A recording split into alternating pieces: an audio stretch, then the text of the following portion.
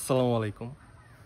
Tax identification number বা সংক্ষেপে TIN, tin number বা শুধু টিন। তো এই টিন জিনিসটা কি? টিনটা হচ্ছে এই যে ধরেন আপনার যেরকম একটা ভোটার আইডি কার্ড থাকে, ন্যাশনাল আইডেন্টিফিকেশন নাম্বার এনআইডি, প্রত্যেকটা মানুষেরই আপনি যখন ট্যাক্স পেয়ার হন বা অথবা আপনি শুধু রিটার্ন দাখিল করেন, মানে আপনি টিন নাম্বারটা হচ্ছে আপনার একটা ট্যাক্স দেওয়ার একটা আইডেন্টিফিকেশন নাম্বার, যে আপনার ইনফরমেশনগুলা এই নাম্বারে পাওয়া যাবে। আপনি একজন রেজিস্টার্ড ট্যাক্স পেয়ার, এই হচ্ছে টিন নাম্বার। তো এই টিনটা কি কাজে লাগে?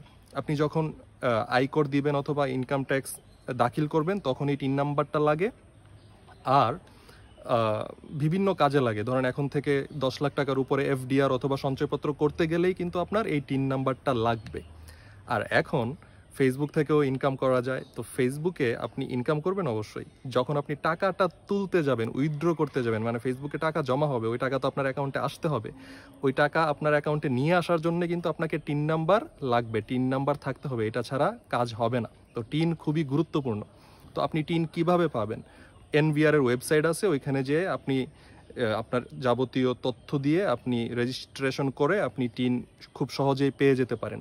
টিন পাওয়ার পরে আয়কর, রিটার্ন, এই ব্যাপারগুলো আসবে। তো টিনটা হচ্ছে আয়কর দেওয়ার প্রথম ধাপ। আপনার যদি একটা টিন থাকে, টিন সার্টিফিকেট থাকে, তার মানে কিন্তু এই যে আপনি প্রতি বছর আয়কর রিটার্ন দাখিল করবেন, এই মর্মে সরকারকে প্রতিশ্রুতি কিন্তু দিয়েছেন যে হ্যাঁ, আমি এখন থেকে প্রতি বছর আয়কর রিটার্ন দাখিল করব।